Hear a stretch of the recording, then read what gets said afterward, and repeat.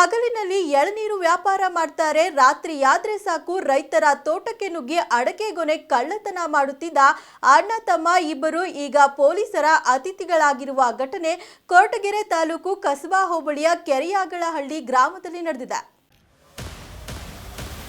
ಕೆರೆಯಾಗಳ ಗ್ರಾಮದ ರೈತ ರಮೇಶ್ ಎಂಬಾತನ ತೋಟದಲ್ಲಿ ಇತ್ತೀಚೆಗೆ 110 ಅಡಿಕೆ ಮರದಲ್ಲಿ ರಾತ್ರೋರಾತ್ರಿ ಸುಮಾರು 50,000 ಮೌಲ್ಯದ ಅಡಕೆ ಗೊನೆ ಕಳ್ಳತನವಾಗಿರುವ ಸಂಬಂಧ ದಾಖಲಾಗಿದ್ದ ಪ್ರಕರಣ ಭೇದಿಸುವಲ್ಲಿ ಕೊರಟಗೆರೆ ಪಿಎಸ್ಐ ಚೇತನ್ ಕುಮಾರ್ ನೇತೃತ್ವದ ಪೊಲೀಸರು ಯಶಸ್ವಿಯಾಗಿದ್ದಾರೆ.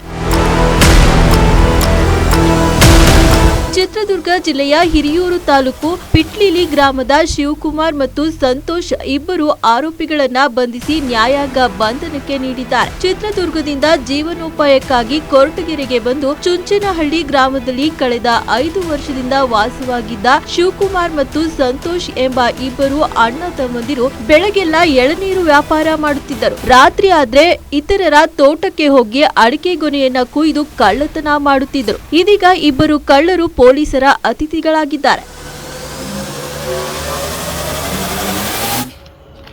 ರೈತರೇ ತಮ್ಮ ತೋಟಕ್ಕೆ ಬರುವ ಅಪರಿಚಿತ ವ್ಯಕ್ತಿಗಳ ಬಗ್ಗೆ ಎಚ್ಚರ ವಹಿಸಬೇಕು. ಇಲ್ಲವಾದ್ರೆ ನಿಮ್ಮ ತೋಟದಲ್ಲಿ ಅಡಿಕೆ ಗೊನೆ ಕಳ್ಳತನ ಆಗಿರುವ ಮಾಹಿತಿ ತಿಳಿಯುವಷ್ಟರಲ್ಲಿ ಕಳ್ಳರು ಊರನ್ನೇ ಬಿಟ್ಟಿರುತ್ತಾರೆ ಅಷ್ಟೇ.